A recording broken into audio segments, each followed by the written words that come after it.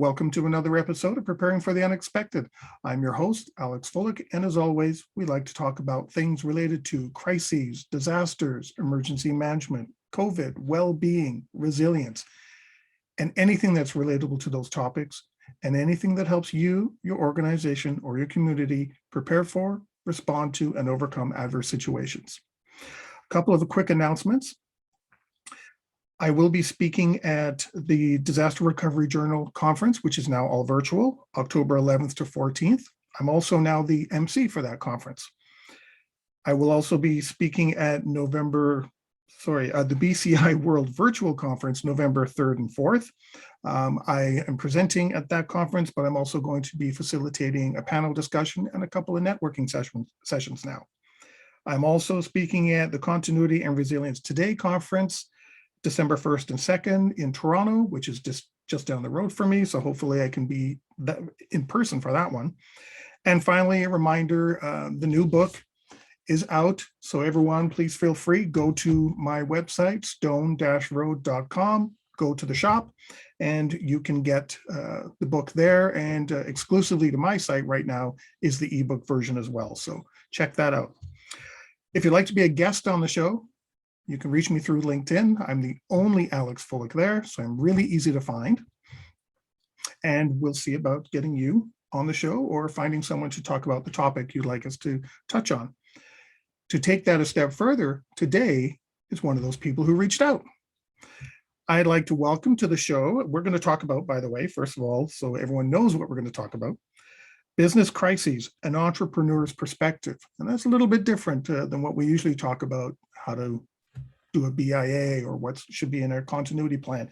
So I'm looking forward to today. It's going to be a little bit different. And I'd like to welcome to the show, Vanessa Mathews. Vanessa, welcome to the show. Thank you. Good to be here. Yeah, thanks for reaching out. You're proof that I do, get back to people, and I do bring them on as best as I can, when they reach out.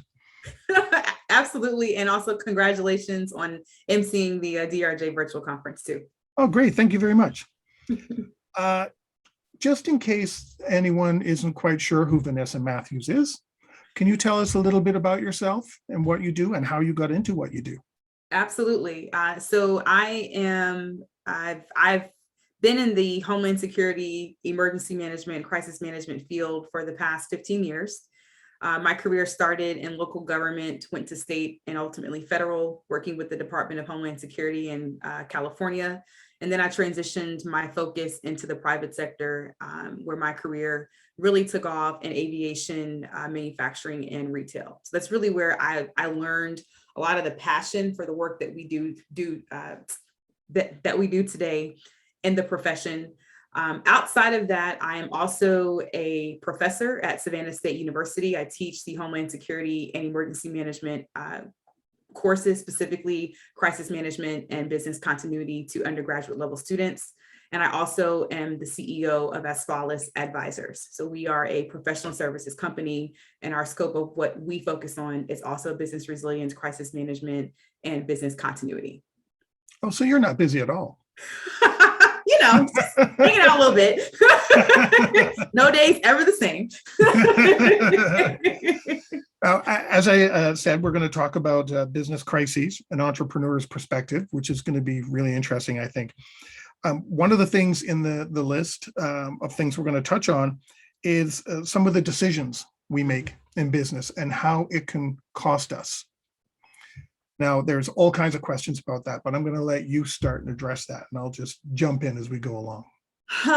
So it's funny because as I prepared for this talk, I was like, wow, there are so many decisions that business owners or entrepreneurs make that can affect the business. So to Alex's point, I'll kind of tailor my responses to an entrepreneurial lens and specifically through my own experiences of bad decisions that I personally made, whether it's because I just didn't know, didn't understand, or because I'm new in business 7 years, and every day in business you learn something different.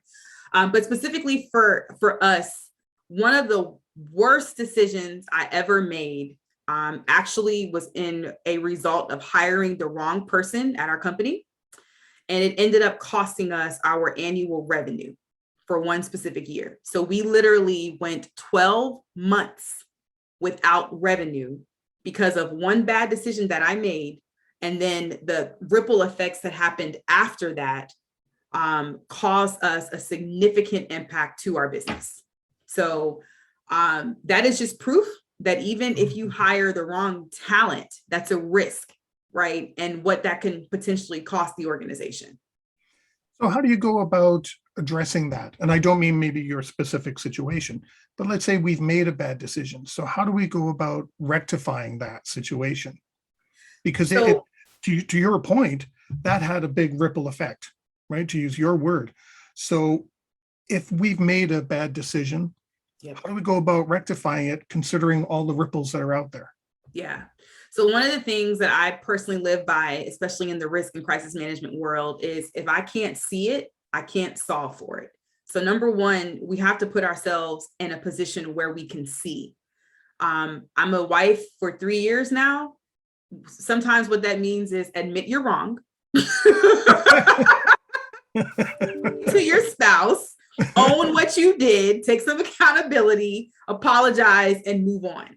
And so specifically for us, what we had to do was, number one, was to acknowledge the concern, acknowledge the problem, acknowledge the issue. Why are we here? Well, Vanessa, you hired the wrong person. Why'd you hire the wrong person? Well, you were trying to rush and do this, and you didn't think about a process for what this should look like. And so you ended up bringing on somebody that did not align to your core values of the business, which was the major problem. And then not only that, they didn't respect you. So of course, they're not going to respect your clients. And then your clients had an issue with them, and then they wanted to pull out of that engagement, right? So that can create a tremendous challenge. So then once I understood, okay, what did I do wrong? Let's admit to it. Let's own up to it. Let's get to the root of why that was a bad decision. Like, why was that even an option that we toyed with or considered in the first place? And then, in the words of my mom, give your problem an expiration date.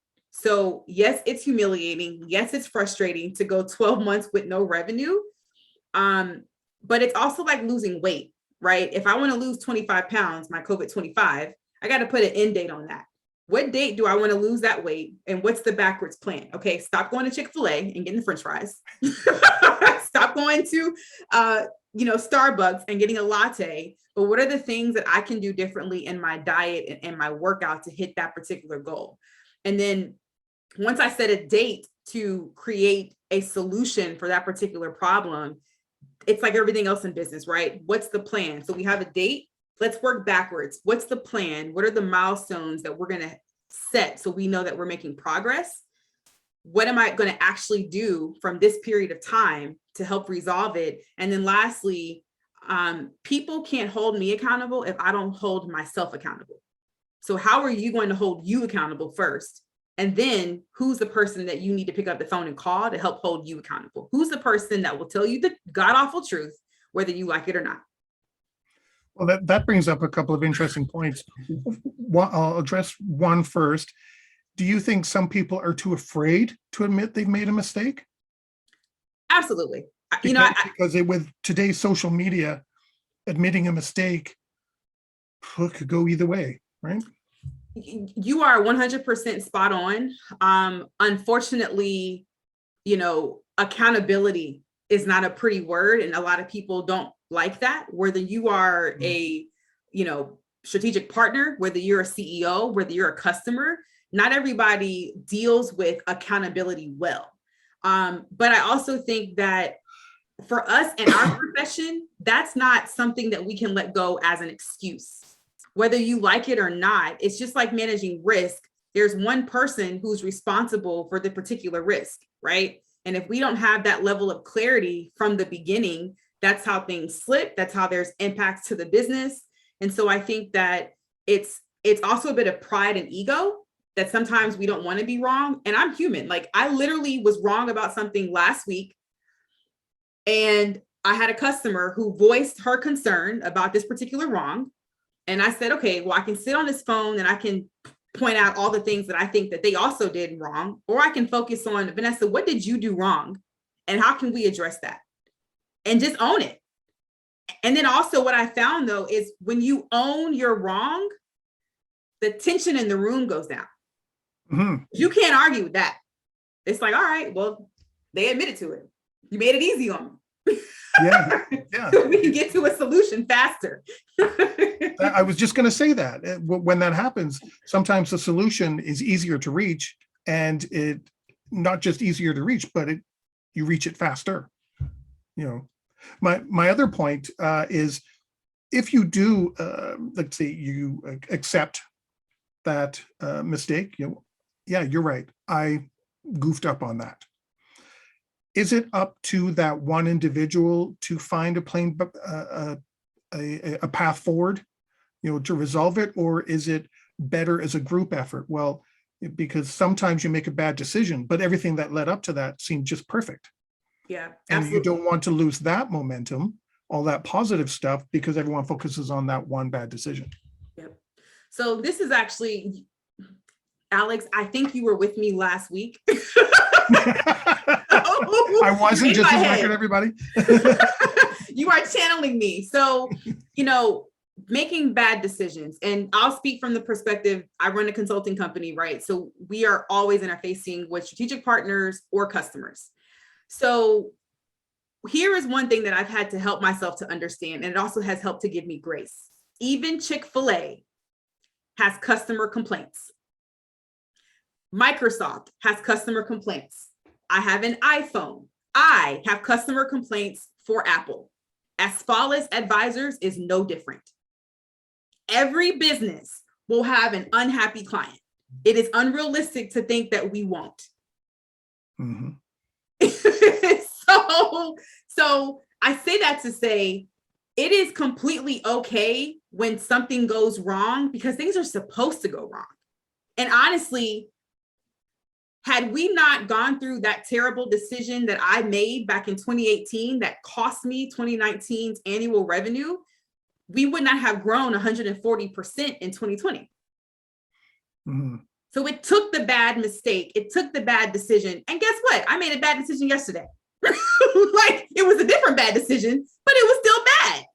And so when you fail, and unfortunately, we're in a society where we don't want to fail. We want to learn it and get it as quickly as possible. But there's this really, really bad word that some of our generations don't like, and it's called process. We can't skip the steps in the process. And I literally had this mindset. I said, wow, something happened in our business just last week. And I thought to myself, how do I just like skip around this issue and just jump over it like it never happened? Mm-hmm. And the reality in my head said, Vanessa, you committed to growth as a CEO, which means you will have people issues, you will have client issues, you will have operational issues, you will have sales issues, and you can't skip past any of the issues. The only way that you're going to grow to be a scalable business is if you go through each and every one of them and you start to learn your lessons quicker. But you can't skip the step. That's just like your business continuity approach or the BIA. You don't skip steps. Well, you mentioned lessons there. Is it a good idea to capture those lessons? Because as you grow as the CEO, as a smaller company, a CEO is a lot closer to everybody. But as you grow, there's a widening gap. And decisions made at the top sometimes are never known down here. And sometimes the decisions down here aren't known up here until something goes wrong. Yep. So is it a good idea to capture those lessons regardless of where they come from or what the decision was? Absolutely. So what's funny is you mentioned DRJ. I'll be speaking virtually at DRJ for the fall conference. And my topic is on 3 skills that program managers need to grow and scale. And how I developed that talk. So I have an executive business coach that I meet with on a bi-weekly basis. And number 1 on the agenda is always Vanessa. How are you showing up? What's the personal thing that's in your way? Because the reality is I cannot show up for Asfalis, our team and our customers if I'm not okay. Mm-hmm. I just can't. And sometimes I'm not okay because I put too much pressure on myself or whatever it is. But regardless, so I thought about the talk for DRJ, and I said, okay, how do I give people something of value and not just something that just, you can read anywhere? So I went back and I took a look over the past year. There were about 3 different lessons that I learned with my executive business coach. And we talked through these on a bi-weekly basis. And so I used the lessons that I learned, the things that I wasn't doing well, as the talking points for that presentation.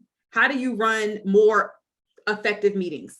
How do you make better decisions? How do you manage teams when they go off the rails? How do you pull those things back in? Things that I have been struggling with, but I decided to share the things that I have learned in my experience, because the reality is if I'm struggling with it, somebody else is too.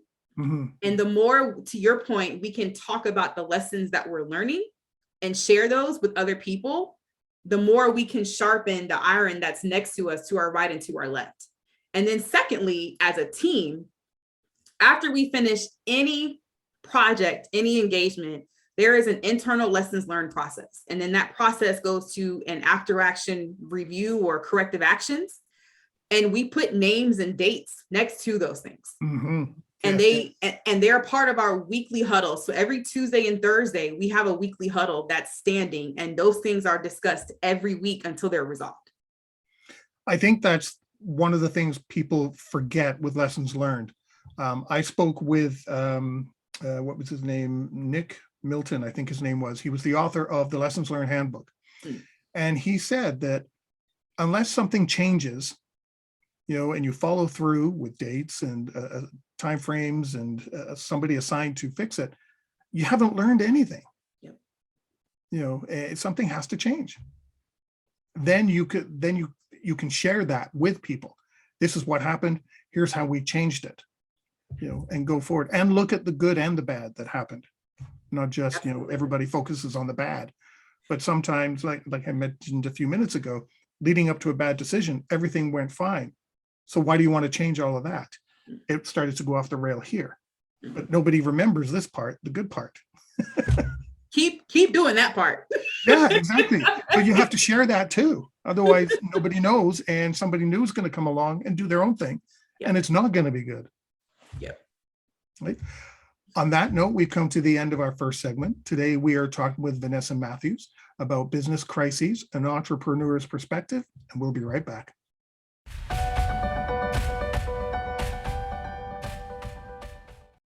Welcome back to the show. Today, we are talking with Vanessa Mathews on the topic of business crises, an entrepreneur's perspective. Great first segment, Vanessa. Lots of good comments and honest, which is really nice, all from your own perspective. And I think everyone should really appreciate that. We talked about making a bad decision. Who can be impacted by a bad decision? Now, the example you gave was yourself and your organization. But sometimes a bad decision can go a lot further than that, right? What kind of other impacts could there be? Yeah. So I would say that as a business owner and CEO, every decision that I make affects my team's kids and their spouses, because ultimately it impacts the bottom line of our company. So for example, if we're working on an engagement and we're out of scope, and I make the decision that we're going to go out of scope for this project, I've just cost our company money, and we could potentially be financing one of our clients' engagements, which ultimately takes away the dollars that we have to pay our team for the great work that they do. I've also seen from my own experience decisions that impact your employees, their well-being, their thought perspective, their work-life balance. It can affect your customers. It can affect your customer's customer. Mm-hmm. It can affect your strategic partners or suppliers or vendors. It can also impact the brand of the company that you work for, that you work with, as a result of, we decided X, and this is how the market took that, or this is how the market responded or reacted to it. And now this is the way that people see us, which may or may not be what your ultimate goal was. So Unfortunately, decisions impact a lot. But I think the good thing, though, is that every single one of us has made bad decisions, and until we are no longer flesh, we'll keep making those. But the good thing is that, as we know in our business, Alex, and the line of work that we do, right, you can recover from it. That's the whole objective of what resilience is. Well, that's true. We're going to continue making decisions. And to your point in the first segment, we have to learn from those to be able to move forward. Otherwise, we're doomed to what's the expression? You're doomed to repeat history. I forget the exact wording, but if you don't learn from history, you're doomed to repeat it. Yep. Right. Over and over and over again. Now, there are other impacts. How would you suggest dealing with that?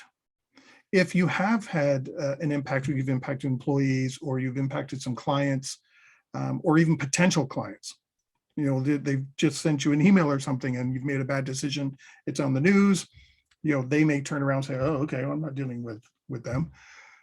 How do you, in your experience, deal with those kind of situations to get everybody back on track, and see the bad decision in the rearview mirror, so to speak, and to be able to move forward? So I think,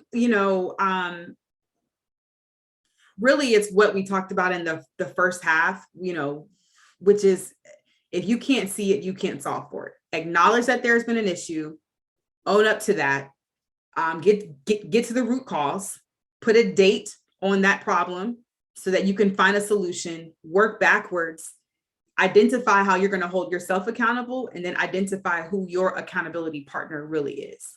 That's been the one process that I would say has helped us to think about how do we solve problems and not run away from them, because honestly, it is very easy to bury your head in the sand and pretend like you don't see it.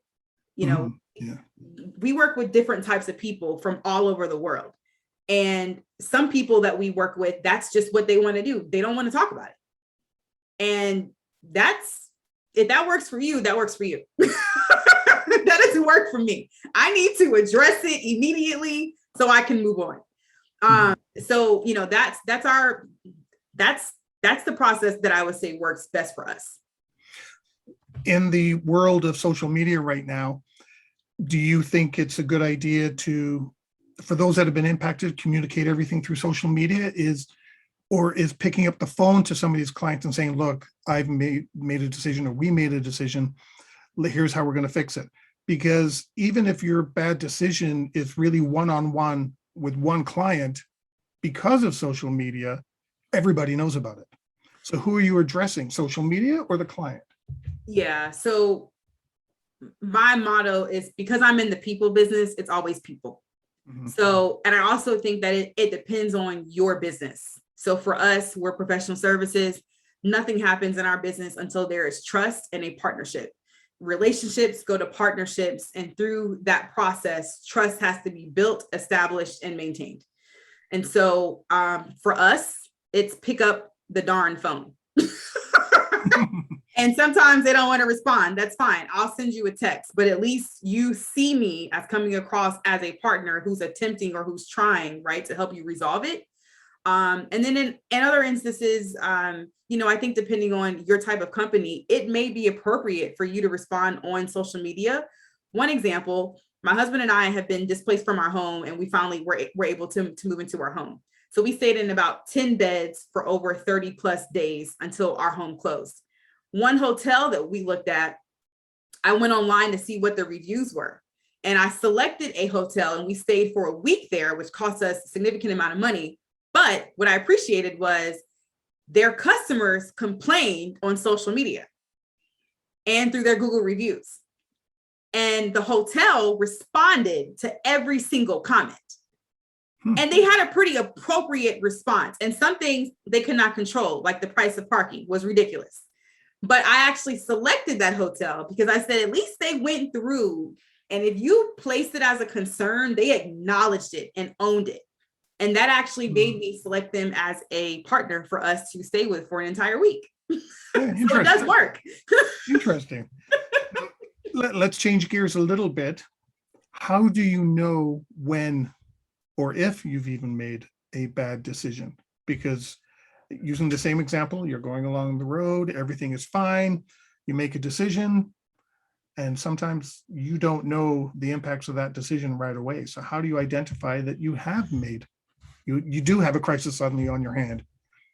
Absolutely. So I will answer that from a people perspective, just going back to the response that I provided in the first half. So what has helped us to be able to quickly recognize specifically people issues is number one, one of the things that we follow is from Jim Collins' Good to Great: right people, right seats, right things. The one thing I'll add to that is the right strategy.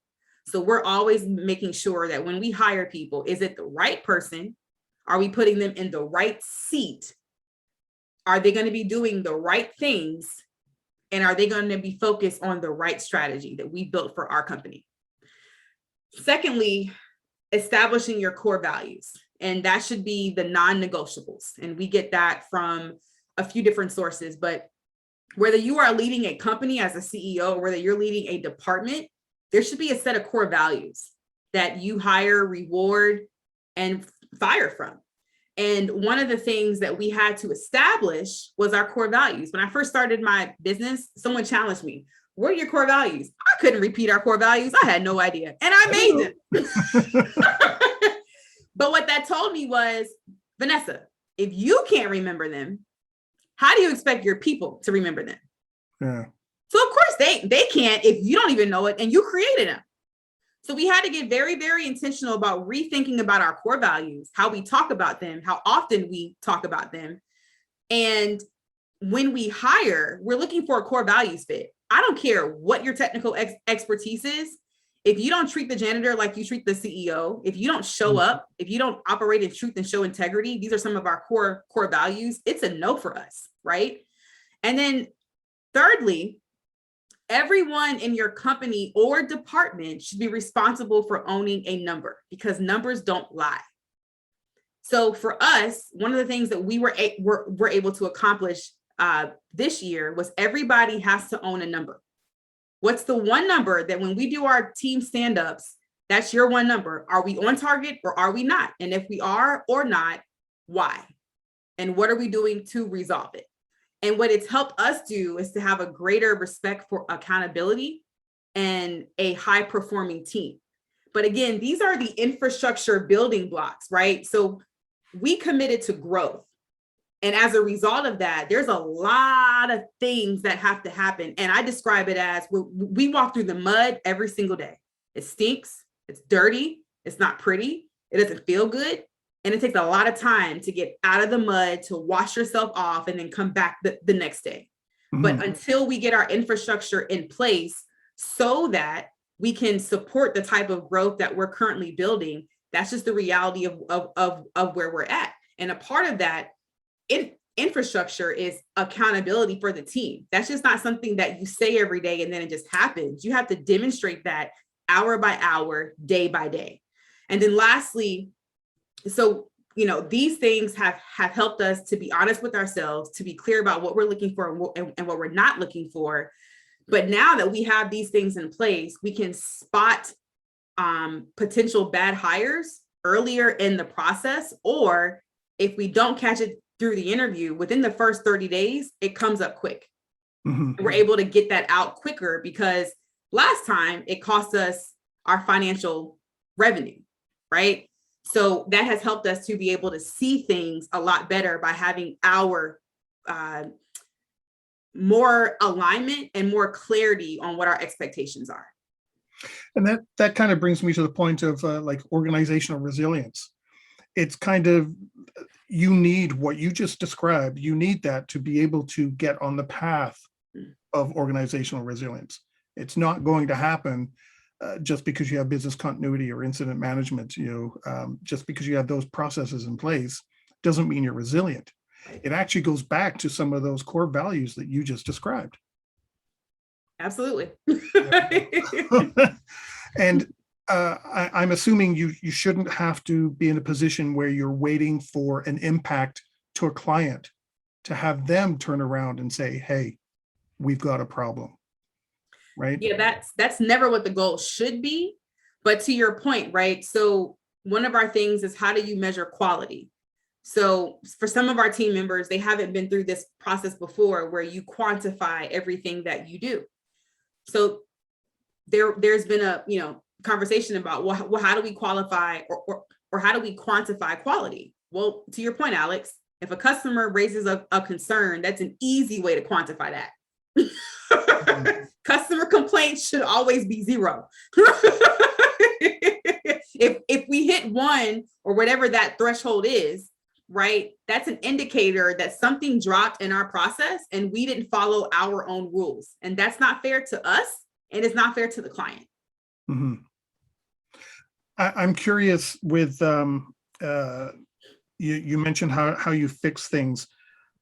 What if there's situations that, whether it be with a client or maybe something internal, you just can't fix with your existing processes? Are there any times where you feel, sometimes the best way to resolve an issue is to walk away? So that's a great question. So, the reality is 100% of our clients are in crisis mode, whether it's because my project is delayed or whether it's because I'm actually in a crisis. So we're always responding to that level of energy every single day. And sometimes we have an answer and sometimes we don't. So what I have been learning is, what do we control? So what I cannot control is how another person shows up. What I cannot control is another person's behaviors. What I cannot control is the path of a hurricane or another ransomware attack. But what I can control is how we respond. I can control, should I let this person go today or tomorrow? Because as a CEO, I can make that decision. I can control how we respond to a customer or to another one of our partners. I can control how I prepare for the hurricane, depending on what city and state I'm in, right? So to your point, that's one mechanism. The second thing is, you got to have a go, no-go strategy. So for our business, specifically in sales, right? If someone asks us to bid on an engagement, well, there's about 4 questions that we go through internally to help us decide if we're going to do it or not. And not everyone is a go for us. Number 1, are you the target customer? Do we want to work with you? Do we think that we have the capabilities to solve your particular solution? Do you have a budget? Because it's not free, right? Yeah, it's amazing how many times I've come across that one. What's the strategy for this? Well, it'll take me, so long to put that together. Oh, that's okay. Wait a minute, I can't do it for free. So absolutely. And I will tell you that, this year was the first year in our business we turned away 3 opportunities. If it was last year or the year before, I would have never done that. Mm-hmm. But we got to a level of maturity in our business where we said, everything that comes is not for us. And our word for the year this year has been to anchor. So how do we anchor into who we say we are, into our core values, into our capabilities, and not allow things that come along that look really good and that look really appealing to cause us to drift away from what we're supposed to be doing? And it's taking a long time for us to truly anchor, right? But whenever something comes our way, that's the first question we ask is this allowing us to anchor? And if the answer is no, then we don't do it. I think that's an interesting point that you bring up too, even right at the very beginning where we talked about making a bad decision. If you are taking on business opportunities that don't align with your values, your desired client base or whatever it may be, then there is a greater chance of you making the wrong decisions because you really shouldn't be with that client or they shouldn't be with you, whichever way you want to look at it, to start with. So a lot of the decisions you're going to make aren't going to align with what you want, right? Yep. Yeah. Interesting. And you got to be able to make that particular call. Mhm. And just, you didn't mention at the beginning, but I've got a feeling you have a little bit of project management in you, because you've mentioned stakeholders, communications, go, no go decisions, and a couple of other things. And I have a project management background too. And I'm going, she's got a project manager in her. I can hear it. So here's what's funny. When my husband and I were dating, his nickname for me was Excel spreadsheet times New Roman font, bullet point, bullet point, bullet point. That is my brain, Alex. See, I knew I was right. I knew it. We're talking today with Vanessa Mathews, and on the topic of business crises, an entrepreneur's perspective. We'll be right back.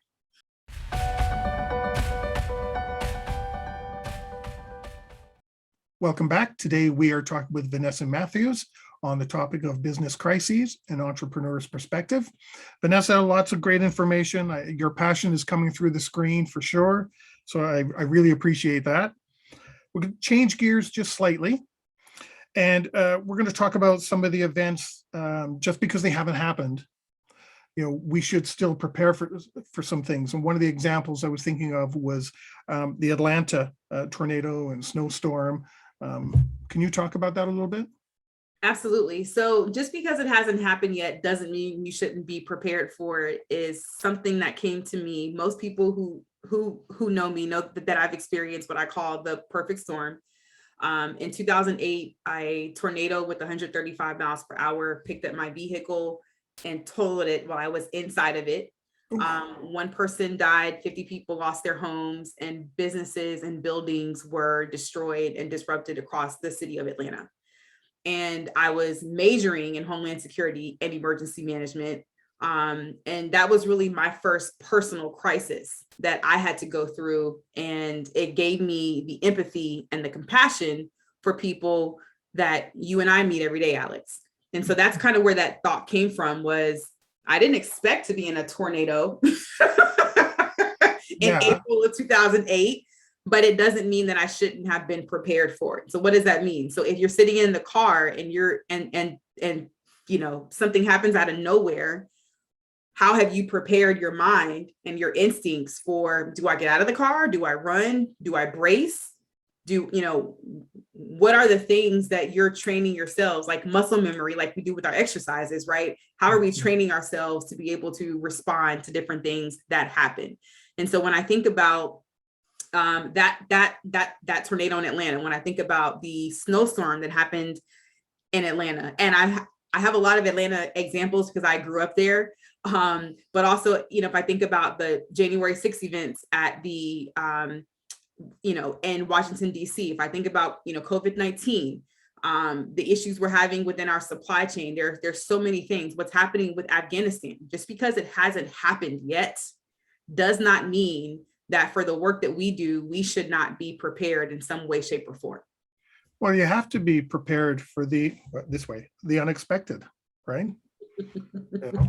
But first of all, I'm glad with that experience you just shared with us that you came out of it okay. Absolutely. That's the main thing, first and foremost. Now, you mentioned COVID. COVID is, I don't care what anybody says, even after a year and a half, it's uncharted territory for most businesses. Do you have any suggestions or observations for other entrepreneurs or organizational leadership in general, going forward? Yeah. So suggestions and observations are my own experiences. So one wise man told me in 2020, you are not a real CEO until your business goes through a crisis. Because it is crisis situations that show you who you are, how you lead, and how you show up. And people have a greater respect for people who've gone through things, right? Look at most job postings in emergency management. We want people who've been through a crisis before, not people who've only read the book. Now, from a hiring perspective, we have to be flexible. But you mostly want people who've gone through some things, right? And so that's my recommendation. That's my observation.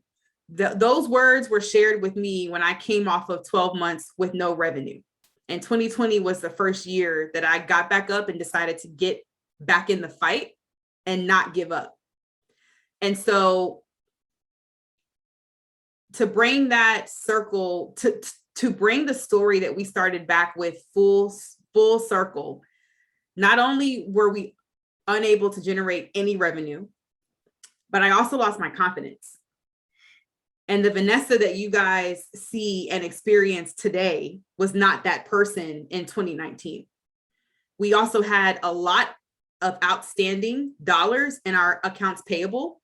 And for over 2 years, I owed people money and I could not pay them. So financially, what I learned was 2 things. Number one, you cannot give anybody what you do not have. If your bank account says 0, it is 0. And number 2, what I learned is no matter if you're the CEO or the business continuity, whatever, know your numbers, know your numbers, know your numbers. And those were things that I did not have in place in 2019.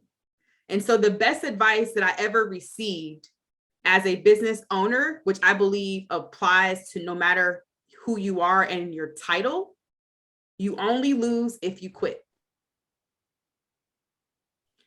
If being a business owner was easy, everybody would be one. If creating your own brand, look at Alex, preparing for the unexpected. If creating his own brand was easy, everybody would do it, but they don't. Let me tell you, I've got stories. It may look easy as we're talking, but behind the scenes, oh my goodness, it's not easy.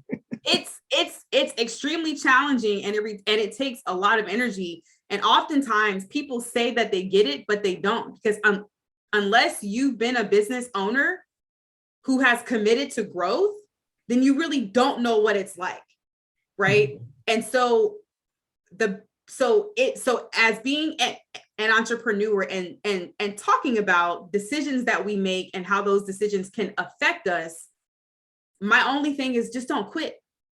Just don't quit. Because sometimes, and I think I posted something on social media recently, sometimes we have to embrace the suck. And the reality is that this bad decision, whether you made it or somebody else made it, it sucks. And I don't want to be here right now, but I have to still go through it. And so that is my number one recommendation for people who are experiencing everything that COVID has to offer, the good, the bad, and the ugly. Don't quit. Don't quit. Unless God told you to. Sometimes, that's the best option. But you learn, but to your point earlier, learn from that and do something new. And that new thing that you might do will actually be better because you learned from that one bad mistake, right? And to be able to go forward. Absolutely. So we've only got a couple of minutes left. Do you have any final thoughts on disasters or business continuity, COVID, resilience? I know we kind of skimmed along on resilience a little bit, but I'd be interested to hear your view on that. Just my last thought is, pretty much consistent with the things that we talked about today. I think a part of us as professionals to manage the resiliency is to be okay with the process. And I think oftentimes as the resilience, specialist or expert, it's easy to tell other people what they should be doing and how they should do it. But sometimes it's very hard for us to have to take our own medicine and have to go through the process ourselves as resiliency professionals. So my only closing comment is just don't skip steps and continue to go through the process. Well, thank you very much, Vanessa. I've enjoyed our chat. And like I said, your passion just comes through the screen. It's pretty easy. It's kind of infectious, the smile and the laughing, which, I'm not going to end. I'll give another couple of minutes here. I actually want to bring that up. Do you think a good sense of humor and being able to laugh at yourself, the good and the bad and the ugly, to use the phrase you used, is key to here as well? And I'm only asking because of what I'm feeling talking with you, you know. So I will say yes. But here's a funny story, Alex. So I would say maybe 2016, one of my first clients, he was a male from a gas and oil company. And I was in a meeting with him, and I'm like I am with you, laughing and joking, right? I mean business, but I also come to business and I laugh too, right? Like I have to make this fun. His comment to me was, "Are you going to laugh about everything when there's a crisis?" And I was like, he didn't like the fact that that was my approach. So I say that to say, if you're familiar with the DISC profile, I'm a high I and high D profile. This particular person was a high D and a high C. So I annoy people sometimes who have that perspective, which is fine. So I've had to learn to adapt. But what I will say is the majority of our customers come to us because of exactly the experience that you feel. It's the energy that comes through the phone. Mm-hmm. And what we've had to do is, even from a hiring perspective, when we look at candidates, do we get the same level of energy from them? Because I can't, replicate Vanessa, but I can go find other people who align to our values and who have that same passion and energy. And that's how you create that throughout the entire company, because it can't just be a Vanessa thing, right? Yeah, but depending on the client, some absolutely love it. For some of them, it gets on their nerves. So I have to calm it down a little bit.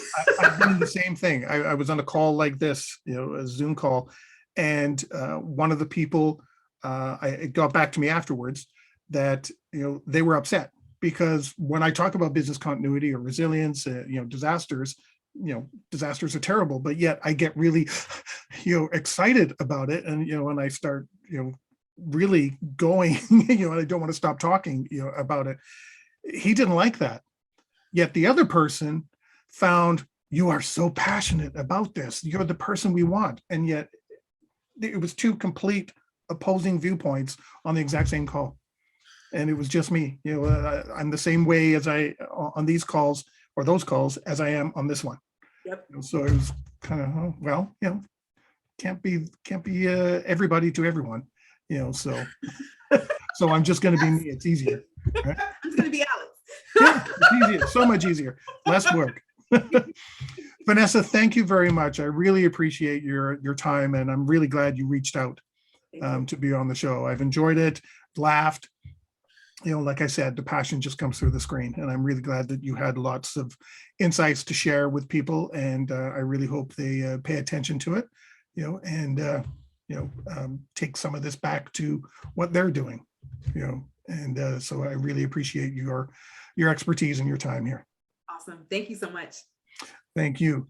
And to everybody watching, stay prepared, everybody. If you liked that video, thumbs up. If you didn't like that video, thumbs down. But leave a message and let me know what your thoughts are.